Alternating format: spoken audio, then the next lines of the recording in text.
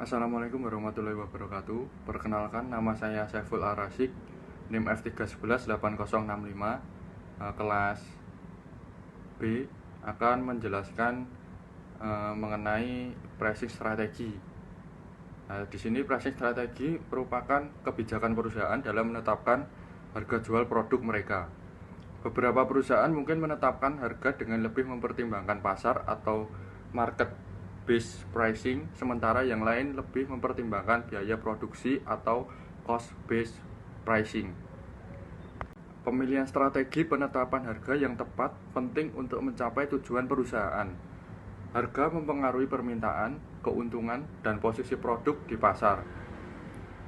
Faktor yang harus diperhatikan dalam menetapkan harga adalah yang pertama, biaya, yang kedua pelanggan, jenis produk, target pasar, pesaing, elastisitas harga dari permintaan, dan siklus hidup produk.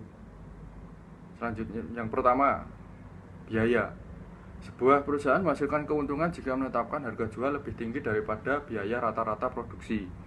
Semakin besar selisih antara harga jual dengan biaya, semakin tinggi keuntungan perusahaan. Selanjutnya, pelanggan. Beberapa pelanggan mungkin sadar biaya. Mereka menginginkan produk yang lebih murah karena sesuai dengan anggaran mereka. Yang ketiga, jenis produk. Menetapkan harga untuk produk terdiferensiasi membutuhkan pendekatan yang berbeda dengan produk massal.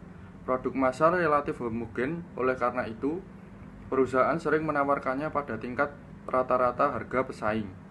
Selanjutnya, target pasar.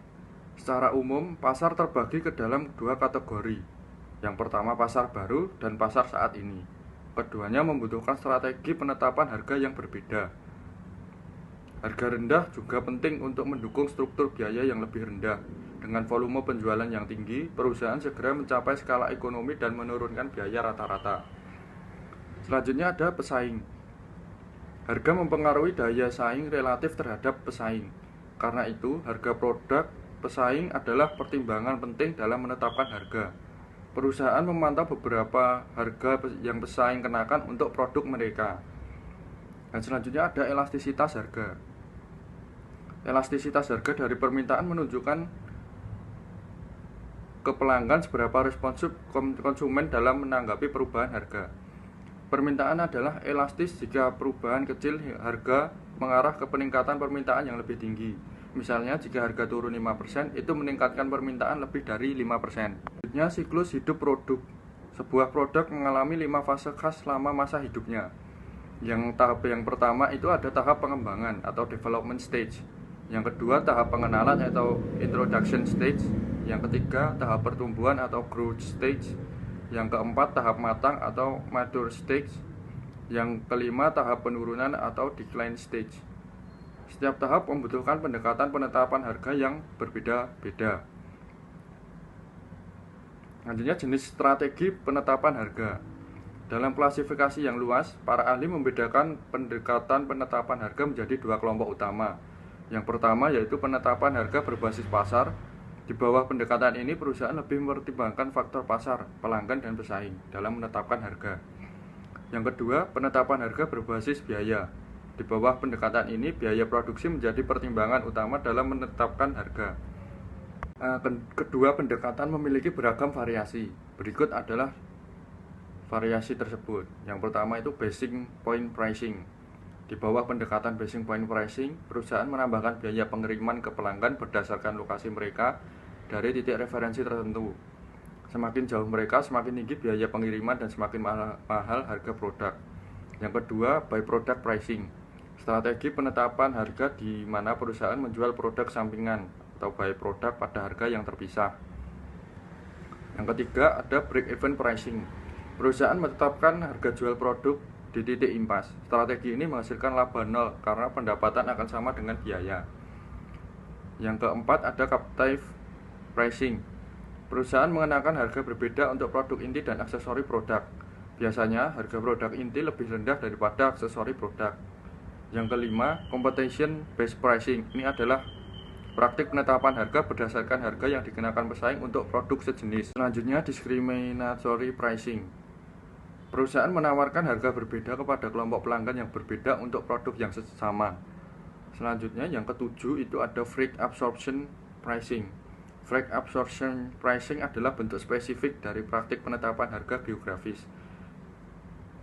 Yang kedelapan ada loss leader pricing. Loss leader pricing adalah praktik penetapan harga yang lebih lunak daripada predatory pricing. Yang kesembilan, penetapan harga markup atau markup pricing. Markup pricing atau cost based pricing adalah penetapan harga di mana perusahaan menambahkan margin keuntungan ke dalam biaya unit. Yang selanjutnya ada peak load pricing. Peak load pricing adalah praktik membebankan harga berbeda kepada pelanggan sesuai dengan kondisi permintaan. Berikutnya ada penentuan harga penetrasi atau penetration pricing. Perusahaan menekan harga rendah untuk memacu penjualan. Pendekatan ini biasanya untuk menjual produk baru. Selanjutnya, predatory pricing. Ketika mengadopsi predatory pricing, tujuan perusahaan adalah untuk memaksa keluar pesaing dari pasar dan membangunkan hambatan masuk. Berikutnya, ada price skimming. Perusahaan menetapkan harga tinggi di awal dan perlahan menurunkannya. Strategi price skimming biasanya untuk penemuan terbaru atau produk-produk baru yang sangat terdiferensiasi. Berikutnya ada product line pricing. Di bawah pendekatan product line pricing, perusahaan mengelompokkan barang ke dalam kategori biaya. Tujuannya adalah untuk menciptakan persepsi kualitas dan fitur di benak konsumen. Berikutnya, promotional pricing. Perusahaan menawarkan harga jual yang lebih rendah daripada harga reguler. Tujuannya adalah untuk meningkatkan penjualan dalam jangka pendek. Berikutnya, target pricing. Di bawah target pricing, perusahaan menetapkan harga jual terlebih dahulu, kemudian menyesuaikan fitur produk. Departemen pemasaran menetapkan harga ideal untuk produk dengan mempertimbangkan kondisi pesaing dan permintaan. Selanjutnya, uniform delivery pricing. Kontras dengan basic point pricing, di bawah strategi uniform delivery pricing, pelanggan membayar biaya pengiriman yang sama, terlepas dari jarak mereka dari titik pengiriman. Berikutnya, penetapan harga berbasis nilai atau value based pricing. Pendekatan ini adalah menetapkan harga sesuai dengan persepsi nilai produk oleh pelanggan. Perusahaan menghitung nilai dengan membandingkan nilai tambah produk perusahaan dengan produk pesaing di segmen target. Dan yang terakhir ada zone pricing. Perusahaan menetapkan harga yang sama untuk pelanggan yang berada di zona tertentu dan menetapkan harga berbeda untuk pelanggan di zona yang lain. Nah, sekian penjelasan dari saya. Apabila ada kurangnya saya mohon maaf. Billahi taufik wal hidayah. Wassalamualaikum warahmatullahi wabarakatuh.